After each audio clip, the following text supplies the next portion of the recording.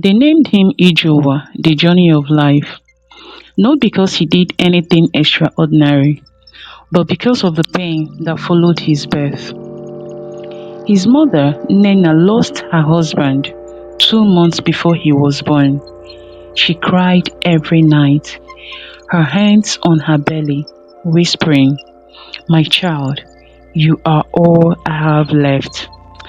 The day he arrived, she looked at his face and said, "Your journey will not be easy, but you will rise." Ijowa grew up watching other children hold their father's hands. He watched them buy sweets, receive gifts, and enjoy the protection he never knew.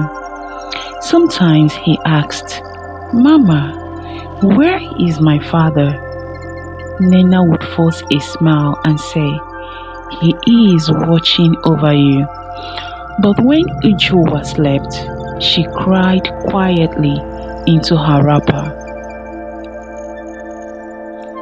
They were poor, so poor that some evenings dinner was just water and ground pepper. The other children mocked him. "Ijuwa, your shorts are torn. Ijuwa, your mother sells crayfish, yet you smell like poverty." He never fought back. He only lowered his head and walked away. But every night he told himself, "One day they will know my name."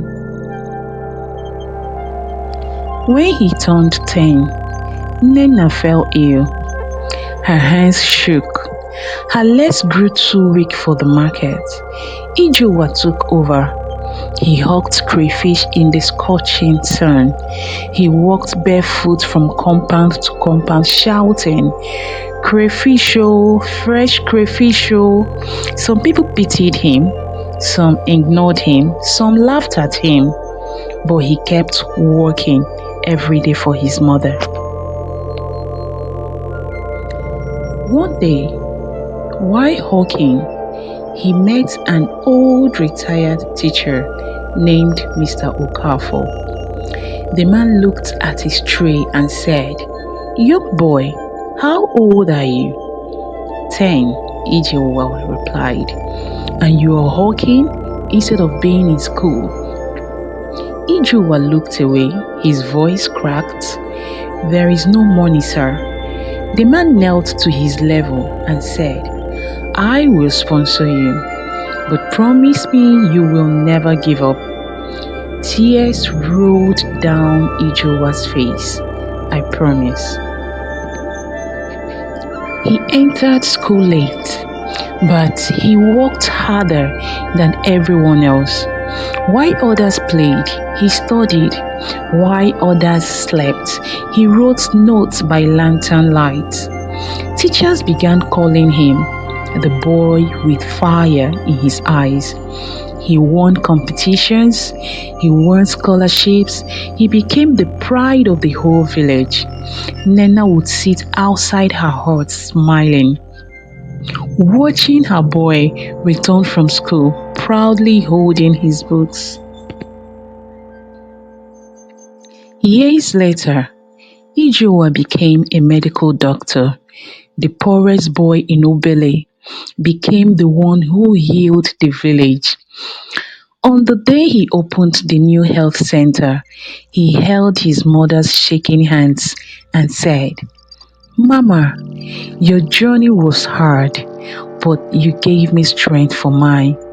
She whispered back, "My son, now I understand why I named you Ijowa. Your life is truly a journey of victory."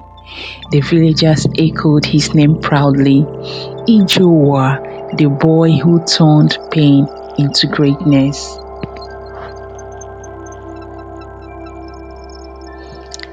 Thank you for listening to Grace Tales Global. If you enjoyed today's story, don't forget to like, share, and subscribe.